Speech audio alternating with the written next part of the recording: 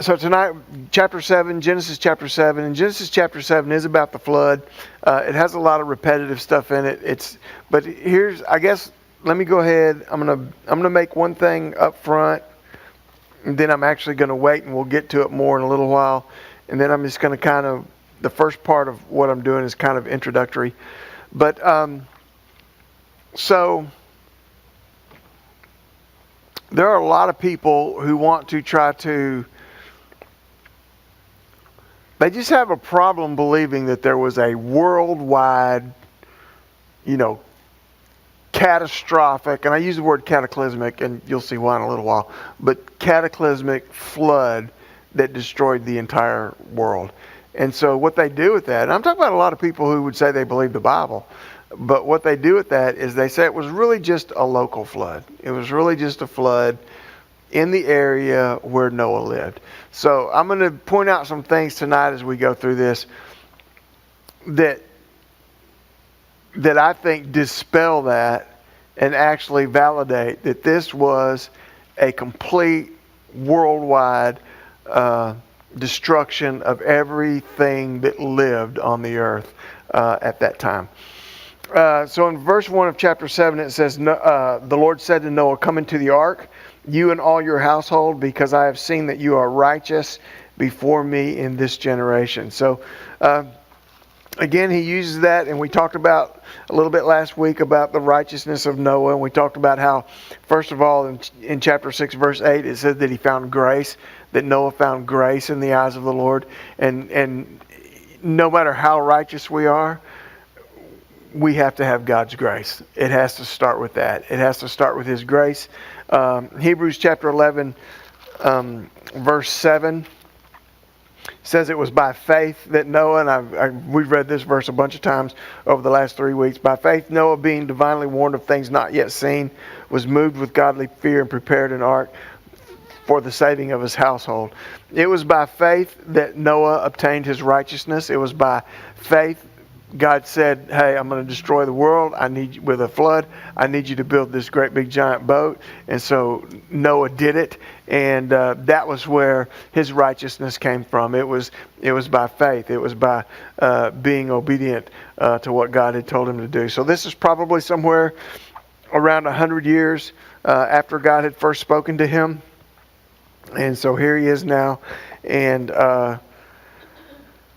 it's time to get in the ark. So, and there's a lot of, I'm not going to say that just yet. Well, I am going to say it just yet. There's a lot of things in here. So look, I have, when you're young and you're fresh out of seminary, you think you know a lot of stuff. You think you know a lot of stuff that seasoned Bible scholars have missed, and then over the years you realize that they weren't as dumb as you thought they were. But one of the things I always did is I didn't like the way they spiritualized the story of Noah, and you'll see what I mean in a little while. But the more I study and look at and read the story of Noah, the more I see it just lends itself to being a picture of the salvation that God has offered through His Son, Jesus Christ, or really through Himself. And one of the things was, I pointed it out last week in chapter 6, where he told him to put pitch all over the ark, to pitch it with pitch. And I told you that Hebrew word is really the Hebrew word for atonement.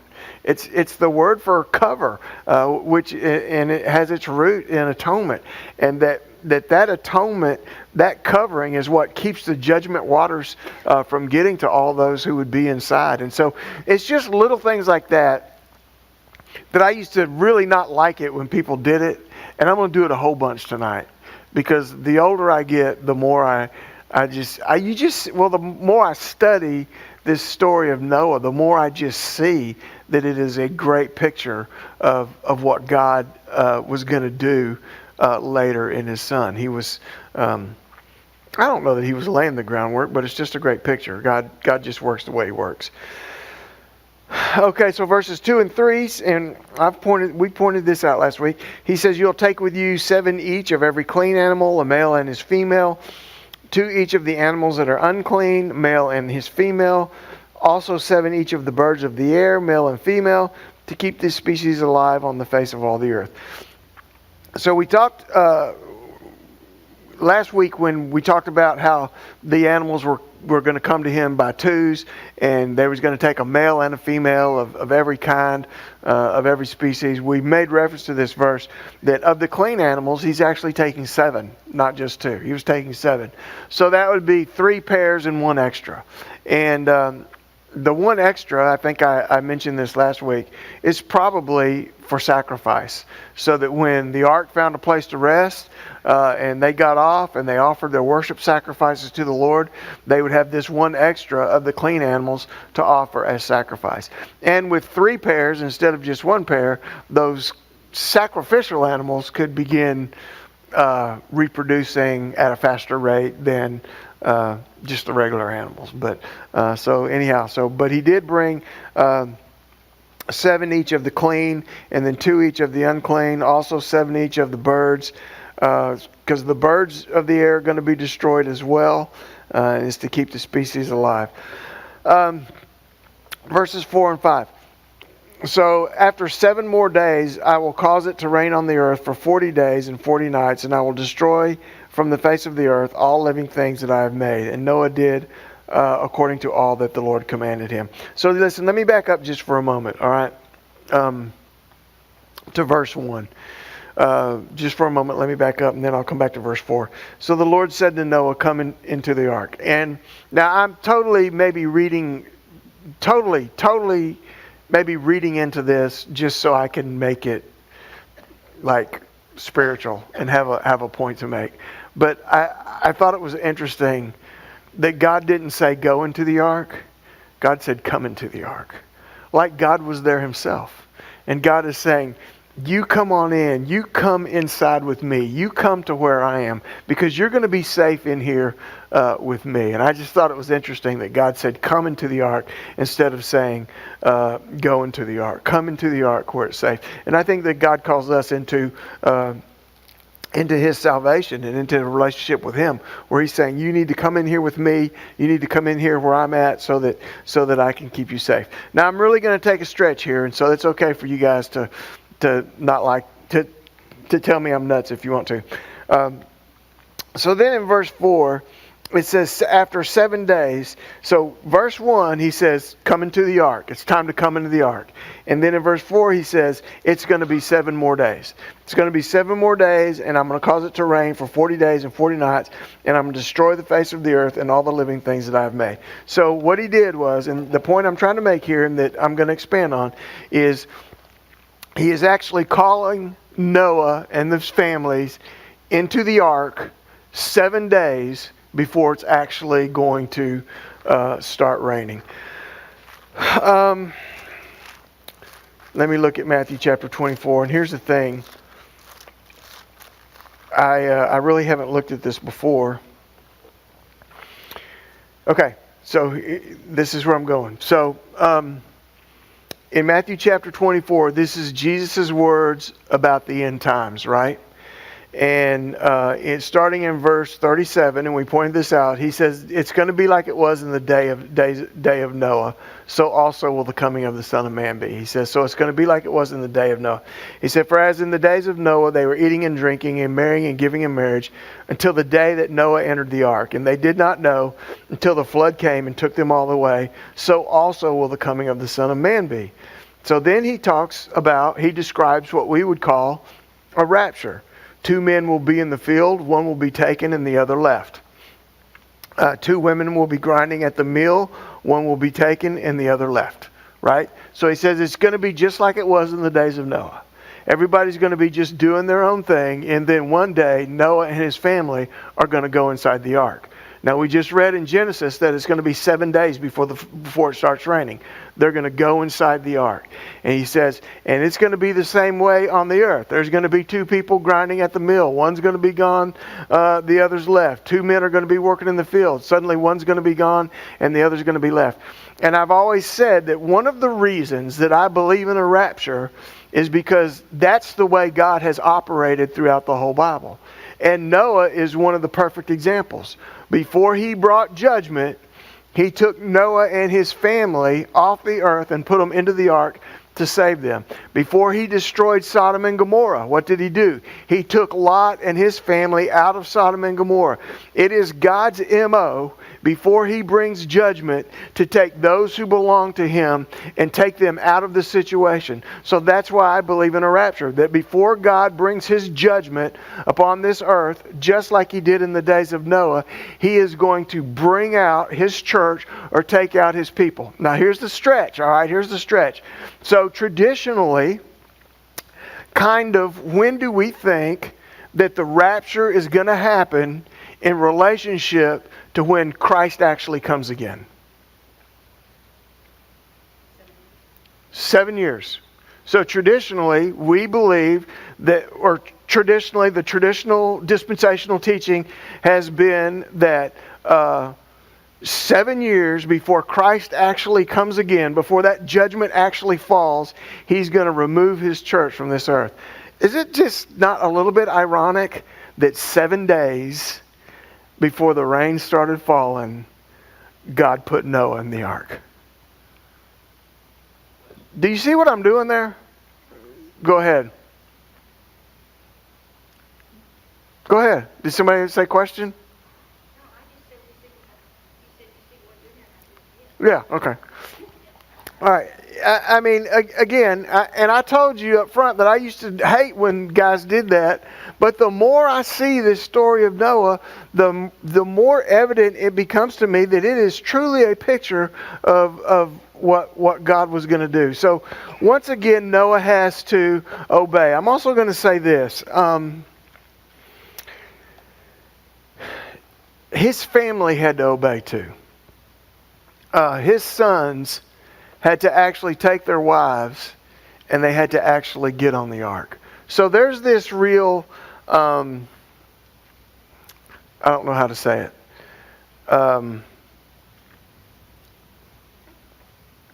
There is, so, how do I want to say it? Does man have free will or does God determine what's going to happen? And you say, yeah, right, exactly. The answer is yes. And, you know, I always say it's 2 sides of the same coin. Now, some people think that's a cop-out. But this is the perfect example of the intersection between God's divine choosing and man's responsibility to choose. Obviously, God chose Noah. Noah found grace in the eyes of the Lord. Genesis chapter 6. God chose Noah to be the one, and he told him, I'm going to save you, and I'm going to save your sons, I'm going to save their families. God made that decision. But when God said, come into the ark, those guys had to make the decision themselves to go and get in the ark. And so it's yes, sir. It shows that Noah was the head of his household. That actually is another point that I had written down, and I had the Acts 16:31 verse. I think it's the Philippian jailer maybe, where it said that he was saved in all his household. It does show that Noah, as the head of his household, decided to follow the Lord, and his children respected him enough to follow with him. Probably also believed in him enough to also follow with him. But he had probably set the example for 100 years while he built and preached and his faith. I think they had their own faith, but I think they got it from their father. Yeah. Lot's wife was bad. And she did. And she got turned into a pillar of salt too, didn't she? All All right. But if you also remember, and I don't have time to go look this up, but, well, that's chasing a big old rabbit. We're not going to do that.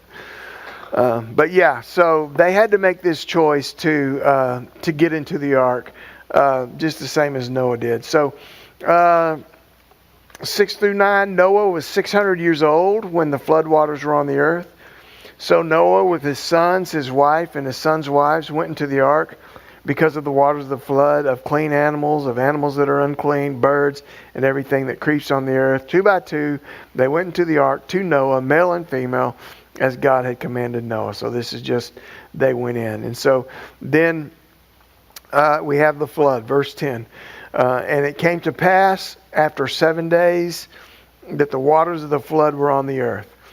In the 600th year of Noah's life, in the 2nd month, the 17th day of the month, on that day all the fountains of the great deep were broken up, and the windows of heaven were opened, and rain was on the earth for 40 days and 40 nights. All right, so I'm gonna go off into something here that I've said a lot, but I think I'm just going to say it again because I think it's. I guess I don't know if I think it's. I guess it's important. I want us to understand. I guess is the best way to say it. So I have told you a lot that the environment before the flood, the ecological environment of the earth before the flood, was completely different than it is post the flood. It was different, and Genesis. Chapter 1, actually, verses 1 and 2, or verse 2, it says, the earth was without form and void, and darkness was on the face of the deep, and the Spirit of God was hovering over the face of the waters. So it talks about it as being something that was deep. It talks about it as being something that was kind of watery. So then, listen, verses 6 and 7. So then God said, let there be a firmament in the middle of the waters, and let it divide the waters from the waters. So God made the firmament, and he divided the waters which were under the firmament from the waters which were above the firmament, and it was so. So here's what happened. When God begins to create the world and the universe, and so everything is just, he says it's watery. It's over the face of the deep. And so then he divides the waters, and he puts something between them, which is our universe, our planet, all of creation. And so there were waters beneath and there were waters above, according to Genesis 1, 6 and 7. This was a very unique ecological system. I've pointed this out before. You probably had like a greenhouse effect. That's why there had been no rain up to this time. There didn't need to be any rain up to this time. There weren't storms. There weren't weather things. You had this perfect. In fact, it's the verse where he talks about the garden, and he said it was watered with a mist. That there was a mist that watered it every day. You had this perfect ecological system that had like this greenhouse effect. You had water on top, and you had water underneath, and these waters that were on either side of his creation that was in the middle just created this perfect ecological environment in order for everything to exist. And I've said this over and over, that completely changed at the flood. All of that changed at the flood. So now back over to Genesis chapter 7. So, and where was that? I was at in verse 11. So it gives the exact year, Noah's life, 2nd month. Look, listen to what it says. It says, on that day, all the fountains of the deep were broken up, and the windows of heaven were opened. So here's what happened. On that day, it wasn't just that it rained for 40 days and 40 nights and the rivers overflowed. All the waters, first of all, it says all the waters that were underneath. All of that was of the deep. I want to get the exact wording that it says. All the fountains of the great deep were broken up. All of the water that was below suddenly burst up and burst forward and burst into all of that creation. And then also it says the windows of heaven were open. All of the waters that were above, that also opened up, and all of the water that was above began to fall out. So you had water. Basically what I'm saying is you had a great huge cataclysmic event in creation where water came from everywhere. It wasn't just a hurricane for 40 days and 40 nights. You had the fountains that were under bursting up and bursting forward. You probably had, and I'm kind of getting way out there now, but you probably had like volcanic activity during this time that produced some of the steam that made this waterfall. I mean, everything is going to be different about the earth after this flood is over. It is a complete, it's a worldwide, it's a cataclysmic event. Anything before I go on?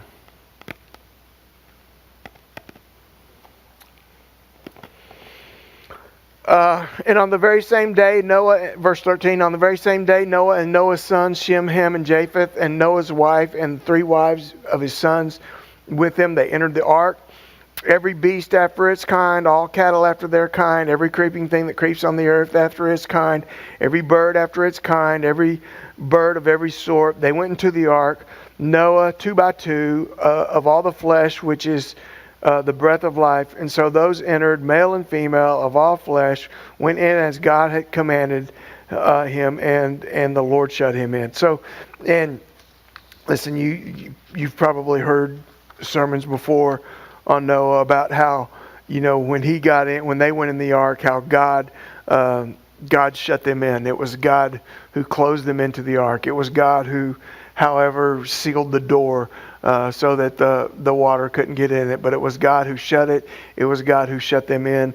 And again, if I'm saying that this is a picture of the salvation that God offers to us in His Son, it is His atonement that keeps out the judgment waters. It is His taking us inside that's going to keep us from the time of judgment as He brings us into the ark. And then now it's God's responsibility to lock us in. We Baptists, can I say that? We Baptists, we're real good at getting people saved by grace through faith, but then we want to keep them saved by works. Let's just be honest. Let's just be honest. Let me tell you something. The Scripture says that we were begotten again to a living hope, incorruptible, undefiled, that never fades away, that's reserved in heaven for you who are kept by the power of God through faith for salvation, ready to be revealed at the last time. Listen, not only does God save you, not only is it God's responsibility to save you, to bring you into the ark, it's God's responsibility to keep you in the ark. It's God. It's God. God's the one that saves us, and God's the one that keeps us saved. God's the one that puts us in the ark. He's the one that shuts us in. And He's the one, and that's why Jesus can say, no one can snatch them out of my Father's hand. He said, no one can take them out of my hand. I'm in my Father's hand. No one can take them out of my Father's hand. So it's the Lord who shut them in. So another interesting thing. So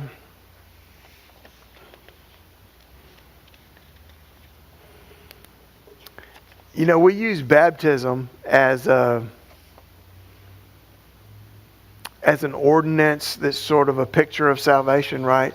And it's not the picture of a flood. It's more the picture of a death, burial, and a resurrection.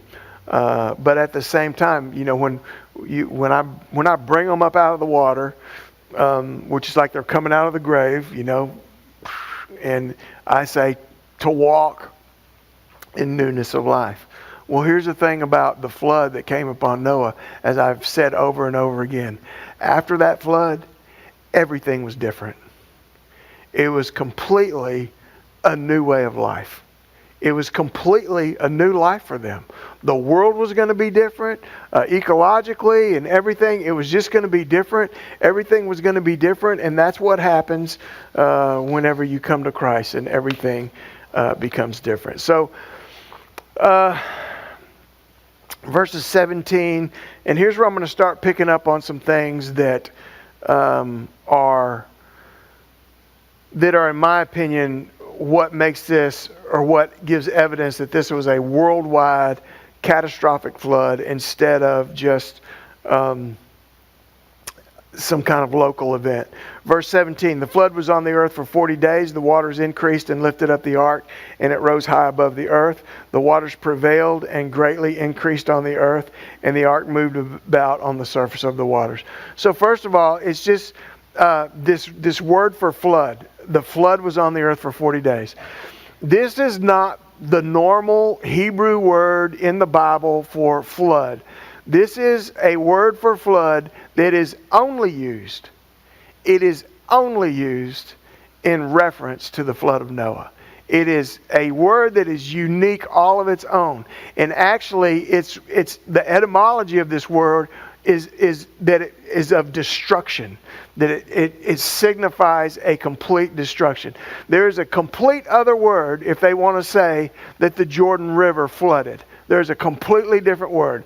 This word for flood is only used in reference to the flood of Noah. The same is true in the Greek New Testament. There is a very unique word that refers to the flood of Noah. And I'm going to say that word in the Greek. Now, I may not be in the biblical Greek. I may not be pronouncing it exactly right. But you tell me what word you hear, and it's a word you've been hearing me say a lot. Cataclysmos. Cataclysm. It was a cataclysmic event. This was an event that was unlike any other flooding event anywhere in history. It was unique. It was different. It was complete. It was worldwide, and it destroyed everything. So then it talks again, it also talks in there about the ark. The last phrase of verse 18 says the ark moved about on the surface of the water. So I don't know. I can't prove this. This is just something that I read. But we talked last week about the size, the dimensions, and then if you get all them animals in there, and they speculate that it would have taken at least 20 feet of water for the ark to be able to float, for the ark to get up off the bottom and start floating. So if it floats wherever it floated, there had to be 20 feet at least minimum between the water and the floor. But we're gonna see something even different than that in just a second. That's in reference to that. It also says that verse 18, it says that the waters prevailed. It was that. Really, literally, it says they were overwhelmingly mighty. These were not just regular waters. And again, you had the fountains of the deep bursting up and bursting forward, and you had the windows of heaven being opened. You had this massive cataclysmic, they were truly mighty waters. So now this was one I just read, and I'm just going to I think the reason that, well, it's just a little ironic. So, if it was just a local flood, God could have just said, Noah, I need you to go 100 miles to the north. Yeah, he could have just had him evacuate. All the animals, listen, when Hurricane Harvey hit, I hate to say that, but this is true. When Hurricane Harvey hit, of course, all that come up from the bayou, you know. It got about halfway through my yard and stopped. So I didn't get any water in my house. But here's what happened. All right, it pushed all the rats out of the marsh. They stopped where the water stopped. They took up residence in my shop. I didn't think I was ever going to get rid of those rats, and I tried I finally just. We had a bunch of big totes. You don't even need to know this, but I'm going to tell you anyhow, because I started the story. You know, we had big totes in there where we had stuff stored, and we had a bunch of Jordan's old softball equipment that she hadn't used in 950 years, you know, stored in there, and they had made a nest in there. And I literally drug that thing out in the yard, and I pulled out piece by piece, and every time one of them took off, I just nailed him with a shovel. I literally killed every rat one by one. Killed them all. But listen, My point is, and I guess I better make a point. My point is, if it was a local flood, the animals didn't need to go in an ark. They didn't need to. Were you fixing to ask a question? Well, I kept it from you. I think the last thing you wanted to know is that we were possibly going to have rats in our house. And I'm just glad that they didn't make it in the house. Yeah. Yeah, you want to get rid of the snakes, get rid of the mice. Anyhow, so it wasn't local. Verses 19 and 20. The waters, again, prevailed exceedingly on the earth and covered all the high hills under the whole heaven were covered. The waters prevailed 15 cubits upward, and the mountains were covered. So here it says here that every mountain, it makes reference that every mountain and every hill on the earth was covered with water. Everything was covered with water. And it was covered at least 15 cubits above what its top was. Now, does anybody know where the ark is supposedly laid to rest? Or actually, Kentucky. it's in Kentucky. That's right. No. Mount Ararat. Mount Ararat is 17,000 feet above sea level. All right? 17,000 feet. This was not a local flood. This was a worldwide cataclysmic event that happened. A flood of 3 miles deep. Is that what that is? Yeah. Yeah. Whew. So 21 through 23. Where am I at on time? I'm all right. You might get out early, just in time to beat the flood. No. And all flesh died, verse 21, and all flesh died that moved on the earth, birds and cattle, beasts and every creeping thing that creeps on the earth, and every man, all in whose nostrils was the breath of the Spirit of life, all that was on dry land died. So, let me read verse 23 as well. So he destroyed all living things which were on the face of the ground, both man and cattle, creeping thing, bird, air. They were destroyed from the earth. So I'll use verse 23 as he says that he destroyed all living things. And literally, again, real literal translation of that is every living substance. Every living thing, everything that had life, the plants, everything that had life was destroyed. Every person, every animal, everything was destroyed. Again, this was not a local flood. This wasn't an overflowing of the bow. This was a worldwide cataclysmic event, and every man died. And so then I'll just close with verse 24. And the waters prevailed on the earth for 150 days. So that's almost 6 months. That's 5 months. 5 times 30, 150 days. So for 5 months, the earth was flooded with this water. Until you know the story, how he has to send out birds until finally some of them don't come back, and he realizes that he can get out of the ark at that time. Again, all right. So, any questions?